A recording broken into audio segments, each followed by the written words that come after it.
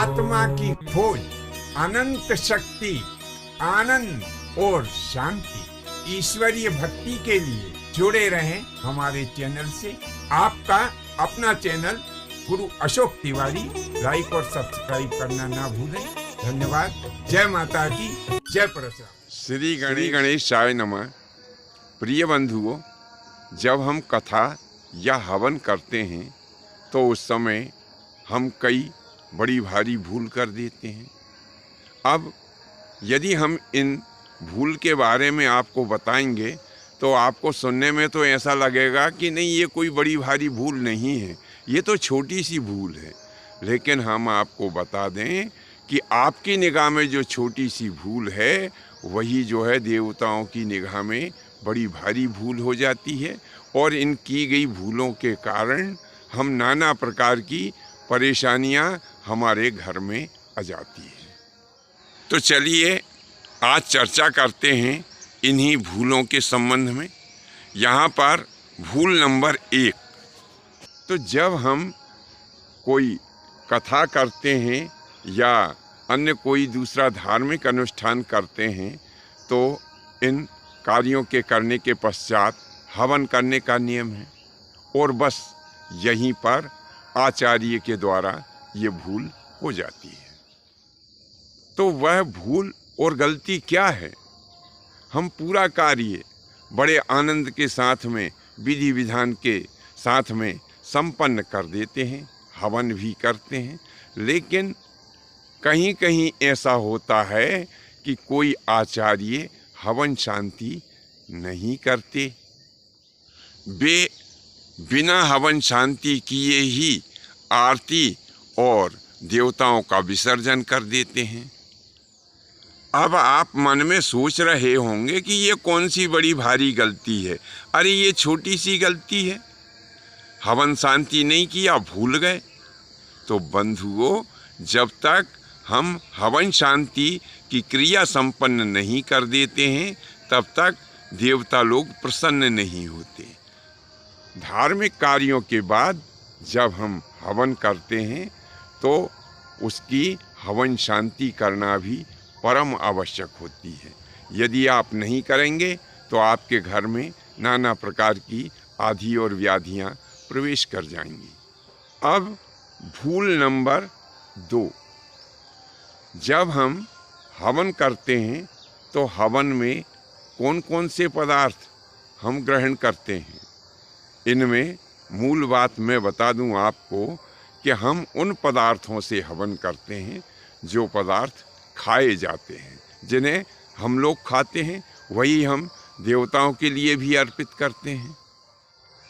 हवन करने वाले पदार्थों के बारे में मैं और भी स्पष्ट कर दूं कि हवन में जौ, तिल, चावल और मिश्री तथा पंचमेवा एवं घी, यह सब मुख्य रूप से हवनीय सामग्री है और इनके ही मिश्रण के द्वारा हम हवन करते भी हैं। यहाँ पर जजमान और आचार्य दोनों ही गलती कर देते हैं। जब जजमान पूजन सामग्री का पर्चा लेकर के और दुकान पर जाता है तो दुकानदार एक बार उससे पूछता है, ये सामान पूजा के लिए ही चाहिए ना?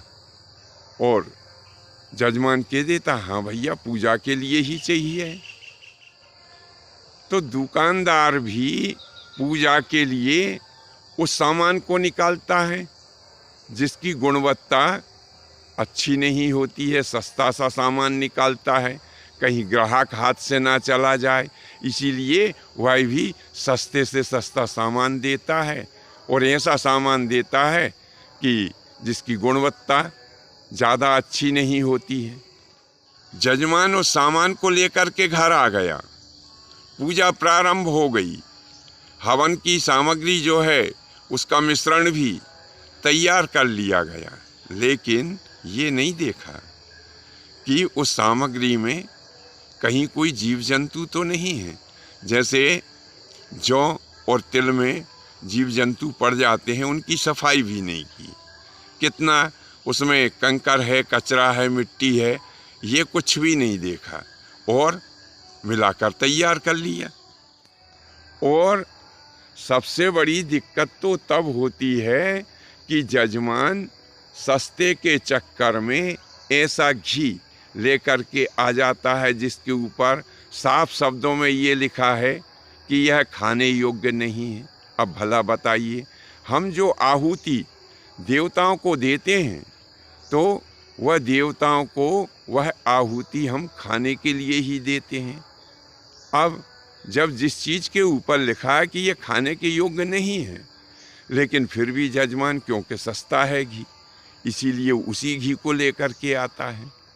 तो अब आप ही सोचिए कि ऐसे अशुद्ध वस्तुओं के मिश्रण से जो हम हवी तैयार करते हैं और उस हवी की जो आहुति हम जब देवताओं को देते हैं तो देवता प्रसन्न होंगे कि नाराज होंगे, ये मैं आपके ऊपर छोड़ता हूँ। भूल नंबर 3 यानी गलती नंबर 3, जब हवन समाप्त हो जाता है तो कई लोग क्या करते हैं कि हवन कुंड के आसपास जो सफाई करते हैं तो सफाई करते समय में वे हवन कुंड के पास में गिरी हुई जो सामग्री है उस सामग्री को भी और साथ में कचरे को भी हवन कुंड में डाल देते हैं।